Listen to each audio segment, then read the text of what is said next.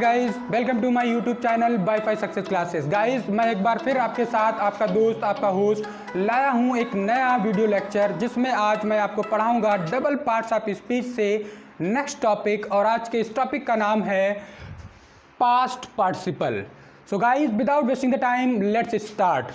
तो चलिए स्टार्ट करते हैं समय की बर्बादी किए बिना कि क्या होता है पास्ट पार्टिसिपल। सो गाइस, सबसे पहले आप समझ लें, पास्ट पार्टिसिपल वर्ब की थर्ड फॉर्म होती है। आपने वर्ब्स और उसकी फर्स्ट फॉर्म, सेकंड फॉर्म और थर्ड फॉर्म अवश्य ही पढ़ी होंगी। तो आप याद रखें कि ये जो वर्ब की थर्ड फॉर्म होती है, third form of the verb, इसी वर्ब की थर्ड फॉर्म को पास्ट पार्टिसिपल कहते हैं।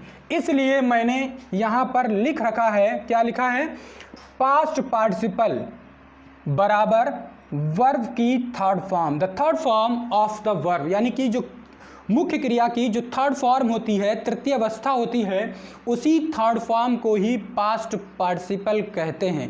But how it is different from that kind of the past participle which you used in the past perfect tenses, कि आप जो पास्ट परफेक्ट के tense में, उनमें बनाए जाने वाले सेंटेंसेस में जो आप वर्ब की थर्ड फॉर्म यूज करते हैं, आप ये आपके लिए समझना बहुत ही महत्वपूर्ण है कि उस थर्ड फॉर्म में और यहाँ पर जो आप पास्ट पार्टिसिपल में टॉपिक में पढ़ने जा रहे जो थर्ड फॉर्म है, उसमें अंतर क्या है। इट मीन्स अगर आप उसकी पृष्ठभूमि देखें तो दोनों चीज़ें एक ही हैं, बट यहाँ पर एक अलग टॉपिक के तौर पर आपको पास्ट पार्टिसिपल पढ़ाया जा रहा। इट मीन्स कि डेफिनेटली कि आप जो हैं पास्ट परफेक्ट टेंस में या प्रेजेंट परफेक्ट टेंस में या फिर फ्यूचर परफेक्ट टेंस में, इट मीन्स तीनों परफेक्ट टेंसेस में जो आप वर्ब की थर्ड फॉर्म यूज़ करते हैं, उस वर्ब की थर्ड फॉर्म और यहाँ पर जो हम पास्ट पार्टिसिपल पढ़ रहे हैं, उनमें अंतर है। हालांकि किसी पहलू से अगर आप देखेंगे तो वो सेम भी है, लेकिन यहाँ पर हम जो आपको पास्ट पार्टिसिपल में बताएंगे, उसमें आपका यूज़ जो है वो उन टेंसेस से अलग होगा। तो किस तरह से होगा, तो आप सिर्फ एक शब्द से समझ सकते हैं, और वो क्या है, यहाँ पर देखिएगा कि मैंने ब्रैकेट में लिख रखा है एडजेक्टिव। इट मीन्स कि जब आपकी ये वर्ब की थर्ड फॉर्म किसी टेंस में, जो कि प्रेजेंट का परफेक्ट टेंस हो सकता है, पास्ट का परफेक्ट टेंस हो सकता है, या फिर फ्यूचर का परफेक्ट टेंस हो सकता है, अगर इनमें यूज़ किया गया है, तो आप जान लें कि वो वर्ब की थर्ड फॉर्म एक मेन वर्ब के रूप में यूज़ की गई है।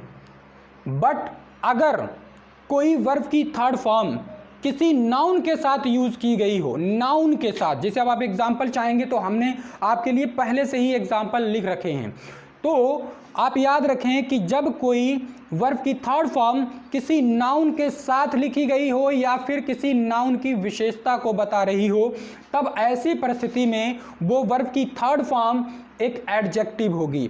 और जब वो एक एडजेक्टिव होगी, तब उस वर्ब की थर्ड फॉर्म को आप पास्ट पार्टिसिपल के रूप में एक टॉपिक के तौर पर पढ़ रहे हैं।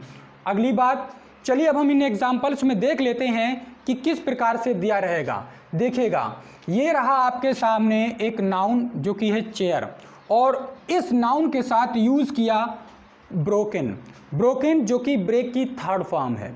इसलिए आप देखें कि यहाँ पर जो वर्ब की थर्ड फॉर्म है एक नाउन के साथ यूज़ की गई है, और ये वर्ब की थर्ड फॉर्म इस नाउन की विशेषता को बता रही है। जब कोई वर्ड किसी नाउन या इत्यादि की विशेषता को बतलाए तो उस वर्ड को एडजेक्टिव कहते हैं। ये आपने पहले ही पढ़ रखा है। तो इसलिए आप देखेंगे यहाँ पर ब्रोकन, तो इसने इसकी विशेषता बताई। आप यहाँ पर देखेंगे फ्रूट्स, जो एक अगला नाउन है, इसमें यहाँ पर रोटेन। आप नेक्स्ट देखेंगे, आप जब नेक्स्ट देखेंगे तो आप देखेंगे मैन, जो कि एक नाउन है, यहाँ पर आया है हार्टेड, और साथ ही साथ ब्रोकन, दो पास्ट पार्टिसिपल एक साथ आए हैं। तो आप देखेंगे कि ये क्या है, तो इसने विशेषता बताई है। अगला देखेंगे लेडी, जो कि एक नाउन है, डेड, जो कि पास्ट पार्टिसिपल यानी कि वर्ब की थर्ड फॉर्म है, तो ये एक एडजेक्टिव है। जो और जब ये थर्ड फॉर्म एक एडजेक्टिव होता है, तभी हम उसे पास्ट पार्टिसिपल के तहत इस टॉपिक में हम यहाँ पर पढ़ते हैं। उसके बाद आप देखेंगे कवर्ड, ये भी पास्ट पार्टिसिपल है, ठीक है। नेक्स्ट देखेंगे, यहाँ पर आप देखेंगे कि चेयर्स के साथ में ब्रोकन, ये आपका पास्ट पार्टिसिपल जो कि आपको इस टॉपिक में मैं पढ़ा रहा, लेकिन यहीं पर आप एक देखेंगे एक और है थर्ड फॉर्म, वो है सोल्ड। अब यहाँ पर यहीं पर आप समझ सकते हैं कि ब्रोकन ये एक पास्ट पार्टिसिपल की तरह यूज़ किया गया, और ये जो सोल्ड है वो आपकी वर्ब की थर्ड फॉर्म की तरह यूज़ की गई है। जबकि आप याद रखें कि ये वर्ब की थर्ड फॉर्म और पास्ट पार्टिसिपल एक ही होता है। आप चाहे उसे पास्ट पार्टिसिपल कह लें, चाहे उसको वर्ब की थर्ड फॉर्म कह लें, बट थोड़ा सा इसको यहाँ पर हम अलग अलग इसलिए कर रहे हैं ताकि आप दोनों चीज़ों में अंतर समझ सकें। इसलिए मैं ये कहता हूँ कि जब आप परफेक्ट टेंसेज में मेन वर्ब की जगह पर आप यूज़ करते हैं तो आप उसको क्या कहें, वर्ब की थर्ड फॉर्म कहें, ताकि आपकी पहचान बन सके। और जब किसी नाउन की विशेषता बताने के लिए किसी नाउन के साथ कोई वर्ब की थर्ड फॉर्म का यूज़ किया जाए तो वो पास्ट पार्टिसिपल कहलाएगा। चलिए अब अगले एग्जाम्पल में भी आप देख सकते हैं, ये देखिए लेटर, उसके साथ यूज़ किया गया ओपेंड, इट मीन्स यहाँ पर पास्ट पार्टिसिपल है। इसी प्रकार से आप अगले एग्जाम्पल में देख सकते हैं एग्जामिनेशन, और यूज़ किया गया रिटन, ये थर्ड फॉर्म है, इट मीन्स पास्ट पार्टिसिपल है। सेम आप यहाँ पर देखें टाइम जो कि एक नाउन है, और इसके आगे थर्ड फॉर्म लॉस यानी कि खो जाना, गुम हो जाना, नुकसान हो जाना का यूज़ किया गया है, तो लॉस्ट, तो ये एक पास्ट पार्टिसिपल है, आप देख सकते हैं। और उसके बाद आप देखेंगे कि यहाँ पर आया है क्लॉथ्स, नाउन है, और इस क्लॉथ के साथ में यूज़ किया गया है टोर्न, जो टीयर फाड़ना की थर्ड फॉर्म है। चलिए अब लास्ट देख लेते हैं, लास्ट है सोल्जर, और उसके साथ वुंडेड, घायल, एक वर्ब की थर्ड फॉर्म यूज़ की गई है। तो इट मीन्स ये सभी जो नाउन के साथ यूज़ की गई हैं उनकी विशेषता बतला रही हैं, यही पास्ट पार्टिसिपल हैं। इसलिए मैंने यहाँ पे लिखा है पास्ट पार्टिसिपल बराबर थर्ड फॉर्म, और थर्ड फॉर्म भी कब, जब वो थर्ड फॉर्म एक एडजेक्टिव का कार्य करे, यानी कि थर्ड फॉर्म अगर वो एक एडजेक्टिव है तो वो क्या है, पास्ट पार्टिसिपल है। अब चलिए थोड़ा सा समझ लेते हैं हिंदी में। गाइस, हिंदी पहचान क्या होती है? हिंदी पहचान जब कोई पास्ट पार्टिसिपल होता है, कोई, यानी कि इट मीन्स जब कोई वर्ब पास्ट पार्टिसिपल के रूप में परफॉर्म कर रही होती है, यानी कि कार्य कर रही होती, तो उसका हिंदी अर्थ कुछ यूँ होता है, हुआ, हुई, हुए, सम टाइम, आ, ई, ए, या कभी कभी इससे भी मुख्तलिफ, मुख्तलिफ मीन्स होता है अलग प्रकार से, इससे भी अलग हटके। चलिए देखते हैं, कुछ एक वर्ब्स यहाँ पर लिखकर हम आपको दिखाते हैं जिससे कि आप समझ सकें। तो हम सबसे पहले यही वर्ब ले लेते हैं, ये जो ब्रोकन है। एक्चुअली आप जानते हैं कि ये जो ब्रेक है, ब्रेक की थर्ड फॉर्म होती है ब्रोकन, ब्रेक मीन्स होता है तोड़ना, और इसकी थर्ड फॉर्म होती है ब्रोकन। अब बच्चों, ये जो ब्रेक से थर्ड फॉर्म ब्रोकन हुई है, अगर ये पास्ट पार्टिसिपल होगा तो इसका हिंदी अर्थ कुछ यूं निकलेगा, इस प्रकार से। जब यूं इस प्रकार से निकलेगा तो ये क्या होगा, टूटा हुआ। इसी प्रकार से गाइस हो सकता है टूटा हुआ, टूटी हुई और टूटे हुए, या गाइस आ, ई, ए, कुछ इस प्रकार से भी हो सकता है। टूटा तो टूटा, टूटी, टूटे। अब चलिए हम समझ लेते हैं, जैसे कि इसे एक एग्जाम्पल को हम समझते हैं। अगर आप ये कहें टूटा हुआ, तो आप क्या कह सकते हैं, टूटा हुआ कोई भी, जैसे घड़ा, आप कह सकते हैं टूटा हुआ घड़ा, टूटा हुआ दिल, या फिर कोई चीज़ इस तरह से है, जैसे कि मान लो फॉर एन एग्जाम्पल छड़ी, टूटी हुई छड़ी, तो टूटा हुआ की जगह पर टूटी हुई छड़ी।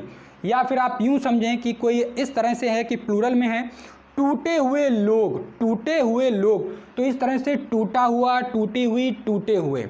और ऐसे भी आ सकता है टूटा, टूटी, टूटे, जैसे कि टूटा दिल, टूटे हुए लोग, टूटी हुई छड़ी। तो गाइस सिर्फ एक ही नहीं, लगभग बहुत सारे होते हैं। जैसे कि एग्जाम्पल के तौर पर हम अगला ले लेते हैं, ये रोटन, रोट मीन्स होता है सड़ना, रोट मीन्स होता है सड़ना, जिसकी हम जब थर्ड फॉर्म लिखते हैं तो हो जाती है रोटन। तो गाइस अब ये रोटन हो गई, अब ये थर्ड फॉर्म। अब अगर हम इस थर्ड फॉर्म को इस तरह से समझेंगे तो ये क्या हो जाएगा, रोट मीन्स होता है सड़ना, तो ये हो जाएगा सड़ा हुआ, जिसको आप सिचुएशन के मुताबिक कह सकते हैं सड़ा हुआ, सड़ी हुई, सड़े हुए। जैसे सड़ा हुआ आम, सड़ी हुई ककड़ी, सड़े हुए आम। इसी प्रकार से आप इसे ऐसे भी कह सकते हैं सड़ा, सड़ी, सड़े। ये आपकी अपनी लैंग्वेज के ऊपर डिपेंड करता है कि आप किस तरह से कहेंगे, लेकिन आएगा कुछ यूं ही, जैसे कि आप कहें सड़ा आम, सड़े आम, सड़े हुए आम। ये आपकी चॉइस है कि आप अपनी लैंग्वेज को कैसे यूज़ करते हैं। इसी प्रकार से हम कोई अगला एग्जाम्पल ले लेते हैं। जैसे कि अगला एग्जाम्पल ले लिया ओपेंड। ओपेंड मीन्स होता है, आप जानते हैं ओपेंड मीन्स होता है खोलना, लेकिन जब हम इसको as a past participle use करेंगे तो ये हो जाएगा ओपेंड। और ओपेंड हो जाने पर इसका अर्थ क्या हो जाएगा? इसका अर्थ हो जाएगा खुला हुआ। गाइस, खुला हुआ की जगह पर खुला हुआ, खुली हुई, खुले हुए, खुला हुआ दरवाज़ा, खुली हुई खिड़की, खुले हुए दिल के लोग। तो इस प्रकार से भी हो सकता है, और साथ ही साथ ऐसे भी हो सकता है सिर्फ खुला, खुला, खुली, खुले, खुला दिल, खुली खिड़की। तो ये आपके ऊपर डिपेंड करता है कि आप लैंग्वेज को अपने कैसे यूज़ करते हैं। इसी प्रकार से आप कोई और वर्ब यूज़ कर सकते हैं। फॉर एन एग्जांपल मैं ले लेता हूँ यहाँ पर रिटिन। तो राइट से बनता है आपका रिटिन, क्योंकि राइट फर्स्ट फॉर्म होती है जिसका मतलब होता है लिखना, और जब हम इसको थर्ड फॉर्म में यूज़ करेंगे एज अ पास्ट पार्टिसिपल तो ये हो जाएगा रिटिन। अब written as a past participle, इसका हिंदी जो है अर्थ कैसे निकलेगा? जैसे आप निकाल सकते हैं यहाँ पर लिखा हुआ। इट मीन्स यहाँ पर आपका सिर्फ एक ही नहीं बल्कि ये भी हो सकता है लिखा हुआ, लिखी हुई, लिखे हुए। जैसे लिखा हुआ, जैसे कि लिखा हुआ मैटर, लिखी हुई कहानी, लिखे हुए पत्र। तो इस तरीके से लिखा हुआ, लिखी हुई, लिखे हुए, या फिर आपका सिर्फ लिखा, लिखी, लिखे भी हो सकता है। ये डिपेंड करता है किसी भी व्यक्ति की लैंग्वेज पर। तो गाइज अब हम देख लेते हैं एग्जाम्पल्स, जिसमें आप देखेंगे कि कैसे पास्ट पार्टिसिपल का यूज़ जो है वो सेंटेंसेस में किया जाता है। और गाइज याद रखें कि ये जो पास्ट पार्टिसिपल है, इससे पहले भी एक वीडियो बनाया था जिसमें मैंने आपको प्रेजेंट पार्टिसिपल पढ़ाया था।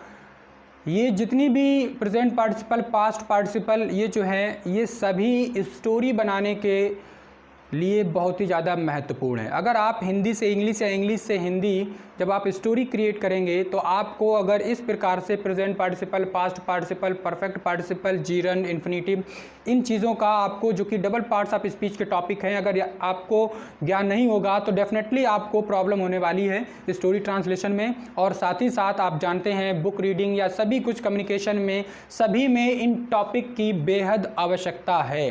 तो आप इस टॉपिक को यूजलेस ना समझें, इसको अंत तक देखें और समझें। तो चलिए अब हम एग्जाम्पल के थ्रू जान लेते हैं क्या हमने यहाँ पर रूल सीखे। तो आपने देखा कि जब पास्ट पार्टिसिपल होता है वो थर्ड फॉर्म होती है और वो एक एडजेक्टिव का कार्य करता है, जिसका हिंदी अर्थ इस प्रकार से आता है। अगर उसे किसी वर्ब में यूज़ करोगे तो इस प्रकार से उसका हिंदी अर्थ होगा, जो मैंने आपको यहाँ पर बता दिया। अब हम एग्जाम्पल्स देख लेते हैं। एग्जाम्पल्स में आपको मैं हिंदी और इंग्लिश दोनों चीज़ें बता दूंगा ताकि आप जो है पास्ट पार्टिसिपल को अच्छे तरह से समझ सकें और हिंदी से इंग्लिश और इंग्लिश से हिंदी ट्रांसलेशन में आप इनका यूज़ कर सकें और सही स्टोरीज़ क्रिएट कर सकें और कन्वर्सेशन में भी आप यूज़ कर सकें।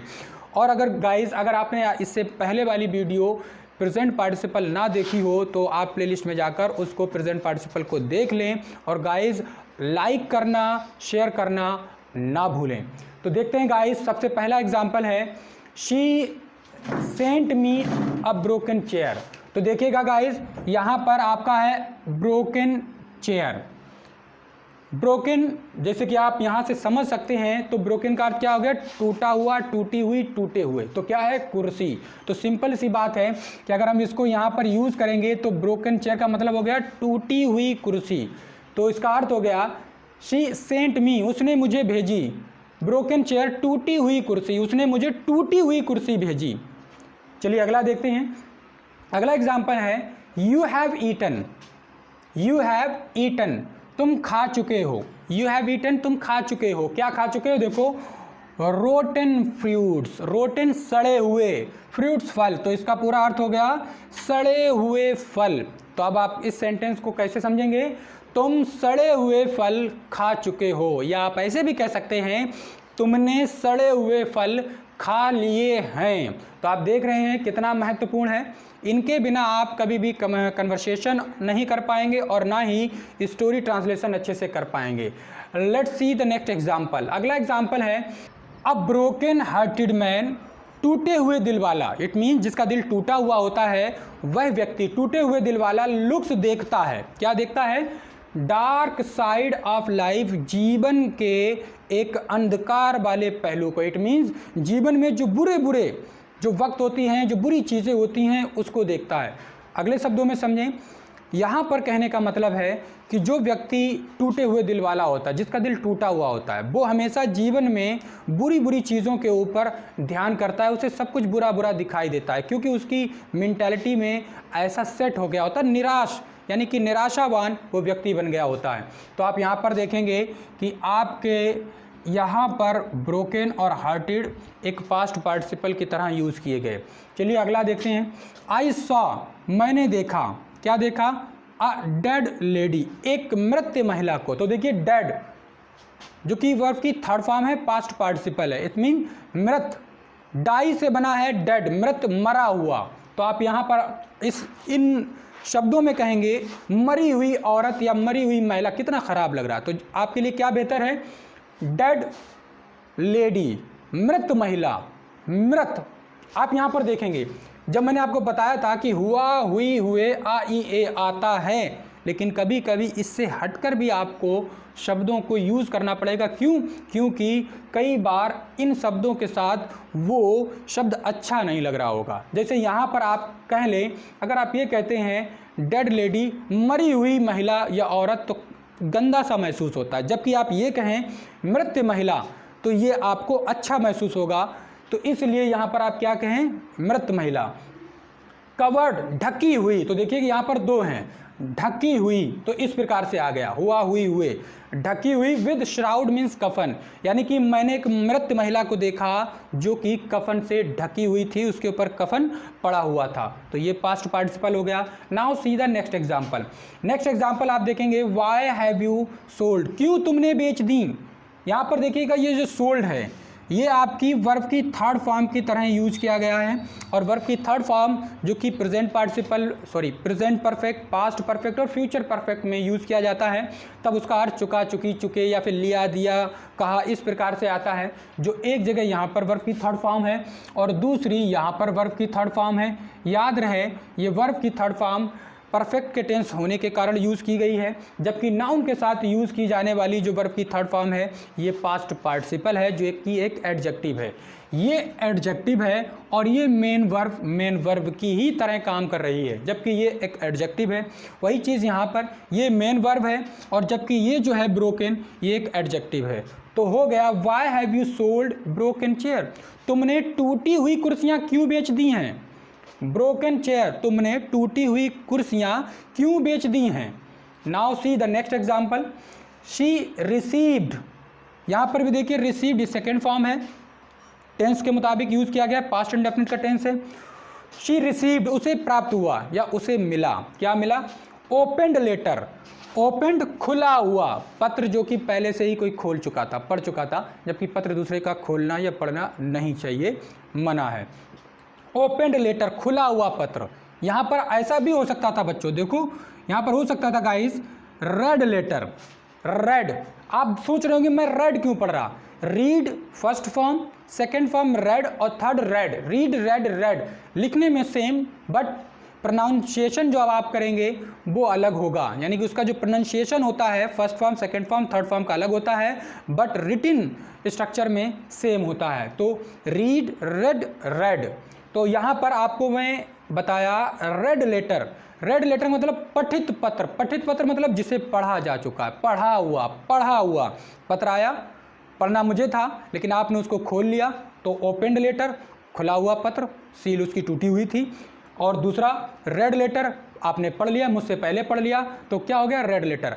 आपके जो मैसेज ऐप पड़ा होता है आपके मोबाइल में, उस ऐप में जब आप खोलते हैं तो इनबॉक्स के साथ में कई बार ऐसा भी आता है कि जब इनबॉक्स खोलते हैं तो उसमें लिख कर आता है ऊपर रेड मैसेजेस। रेड मैसेज मतलब जिसमें मैसेज बना होगा लिफाफा जैसा, और अगर वो पढ़ा हुआ होगा तो वो ऐसे करके खुला होगा, तो वहाँ पर दिखाया गया होगा रेड मैसेज, इस मीन पढ़ा हुआ लेटर, ये पढ़ चुके हैं, इस मैसेज को हम पढ़ चुके हैं। तो रेड मीन्स पठित यानी कि पढ़ा जा चुका, लेटर पत्र। तो ऐसा पत्र जो किसी ने पहले ही पढ़ लिया तो वो क्या हो गया, रेड लेटर हो गया। और ओपनड लेटर जिसने जो कि पहले ही आपसे खोल दिया गया। Now see the next example, I have to attend my written examination. ये तो बहुत आसान है, रिटिन लिखित, रिटिन लिखित, एग्जामिनेशन परीक्षा, तो इसका मतलब हो गया आई हैव टू अटेंड, मुझे अपनी लिखित परीक्षा में शामिल होना है या अपनी लिखित परीक्षा देनी है। चलिए देखिए, लॉस्ट टाइम, गुजरा हुआ समय, बीता हुआ समय या खोया हुआ समय। नेवर कम्स बैक, कभी भी वापस नहीं आता। तो आप देखेंगे यहाँ पर भी वर्ब की थर्ड फॉर्म के तौर पर एक पास्ट पार्टिसिपल का यूज़ किया गया है। Now see the next example, the lady was wearing, महिला पहने हुए थी, क्या पहने हुए थी, टोर्न, फटे हुए, क्लॉथ्स, कपड़े, फटे हुए कपड़े पहनी हुई थी, यानी कि एक महिला थी जो कि फटे हुए कपड़े पहनी थी। उसके बाद नेक्स्ट देखेंगे, I saw a wounded soldier, मैंने देखा, क्या देखा, वुंडेड घायल, सोल्जर सैनिक को, मैंने एक घायल सैनिक को देखा। तो गाइस एक बार फिर आपको मैं पास्ट पार्टिसिपल जो है आपको रिपीट करवाता हूँ। तो देखिए यहाँ पर ब्रोकन चेयर, टूटी हुई कुर्सी, रोटन फ्रूट्स, सड़े हुए फल, और आप देखेंगे यहाँ पर है ब्रोकन हार्टेड मैन, टूटे हुए दिल वाला व्यक्ति। इसके बाद डेड लेडी, मृत महिला, कवर्ड, ढका हुआ, और उसके बाद नेक्स्ट है ब्रोकन चेयर्स, टूटी हुई कुर्सियाँ, या फिर है ओपनड लेटर, खुला हुआ पत्र, रेड लेटर, पढ़ा हुआ पत्र, रिटिन एग्जामिनेशन, लिखित परीक्षा, और उसके बाद लॉस्ट टाइम, खोया हुआ समय, गुजरा हुआ समय या बीता हुआ समय, और अगला है टोर्न क्लॉथ, फटे हुए कपड़े, और नेक्स्ट और लास्ट है वुंडेड सोल्जर, घायल सैनिक। तो गाइज ये सारे के सारे आपके पास्ट पार्टिसिपल थे जो कि पास्ट पार्टिसिपल के रूप में आपने वर्ब की थर्ड फॉर्म को यूज़ किया। एक बार फिर मैं आपको बता दूं कि वर्ब की थर्ड फॉर्म वो होती है जो कि मेन वर्ब की जगह पर यूज़ की जाए हेल्पिंग वर्ब के बाद, और जब वो पास्ट पार्टिसिपल होगा तो वो किसी नाउन के साथ उसकी विशेषता को बताने के लिए यूज़ किया जाएगा, और तब वो एडजेक्टिव कहलाएगा। आपने देखा यहाँ पे सभी कहीं पर नाउन के साथ यूज़ किया गया। वंस अगेन देखिएगा, नाउन के साथ, नाउन के साथ, आप देखिएगा नाउन के साथ, आप देखिएगा नाउन के साथ, आपको सभी ये कवर्ड भी नाउन के साथ, ब्रोकन चेयर्स नाउन के साथ, ये भी देखेंगे आप, ये भी नाउन के साथ, ये देखिएगा ये भी नाउन के साथ, और आप देखेंगे ये भी देखिएगा ये भी नाउन के साथ, आगे या पीछे या बीच में कहीं पर भी हो सकता है, ये मैटर नहीं करता है।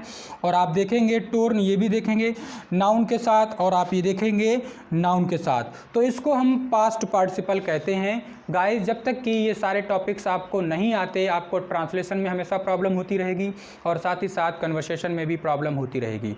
तो सो गाइस अगर आपको हमारा ये वीडियो पसंद आया हो तो प्लीज़ हमारे इस वीडियो को सबसे पहले लाइक करें और शेयर करें और कमेंट्स करें, और हाँ अगर आप इस चैनल पर नए हों तो प्लीज़ हमारे इस चैनल को सब्सक्राइब करना ना भूलें, और साथ ही साथ बेल आइकन को भी प्रेस करें। All the best.